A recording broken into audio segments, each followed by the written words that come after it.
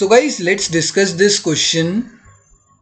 Question is, when the price of the good rises from ₹10 to ₹30, price 20 से 30 हो गया, from ₹20 to 30. The revenue of the firm producing this good rises from ₹100 to 300. ठीक है, उसका quantity supplied, sorry जो उसका revenue है वो कितना हो गया, 100 से 300 हो गया. Calculate price elasticity of supply. इधर लिखते हैं हम, इधर क्या लिखेंगे, प्राइस रिवेन्यू, एंड रिवेन्यू के जस्ट आगे लिख देते हैं क्वांटिटी. ठीक है, एंड यहां पर मेंशन करते हैं ओल्ड और न्यू.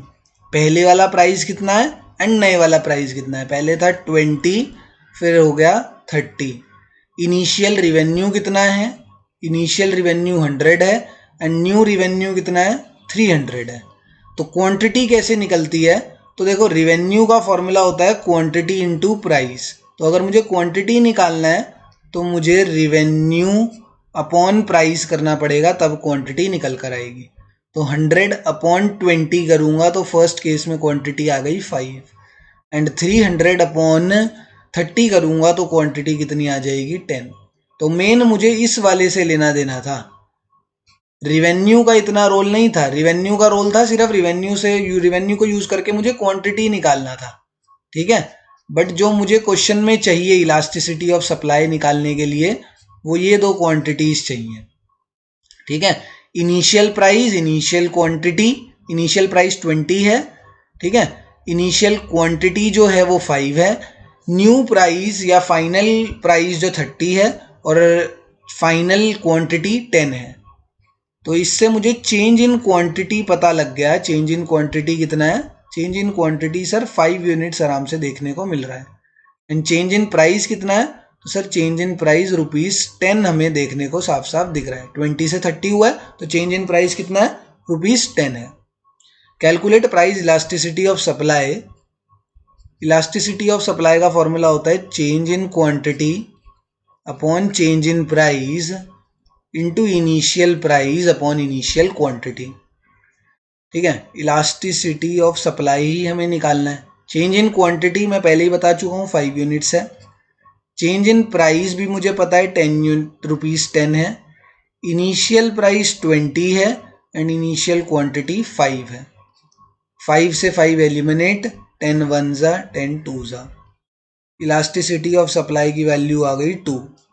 एंड जब वैल्यू इलास्टिसिटी ऑफ सप्लाई की जब भी वैल्यू ग्रेटर देन 1 आती है तो उसको हम क्या बोलते हैं, उसको हम बोलते हैं more than unitary elastic supply बोलते हैं, या एक सिंपल सा इसका एक और भी नाम है, या इसको इलास्टिक सप्लाई बोलते हैं. तो दोनों में से कुछ भी लिखोगे तो आंसर तुम्हारा ठीक होगा. सिर्फ हमें इलास्टिसिटी ऑफ सप्लाई मांगा है, बट हमें उसका नेचर भी जरूर लिखना है, वरना आधा नंबर टीचर काट लेती है अगर टीचर का मन होगा तो. ठीक है, या मार्किंग स्कीम की भी अगर बात करें, बोर्ड की मार्किंग स्कीम में इसका आधा नंबर होता है. तो ये जरूर लिखना इलास्टिसिटी ऑफ सप्लाई निकालने के बाद कि whether it is more than unitary elastic या लेस देन यूनिटरी इलास्टिक. ठीक है, अगर मोर देन यूनिटरी इलास्टिक है तो उसको हम इलास्टिक सप्लाई बोलते हैं. यूनिटरी इलास्टिक है तो उसका नाम तो यूनिटरी इलास्टिक ही है, बट अगर लेस देन यूनिटरी इलास्टिक हो गया तो उसको इन इलास्टिक सप्लाई बोलते हैं.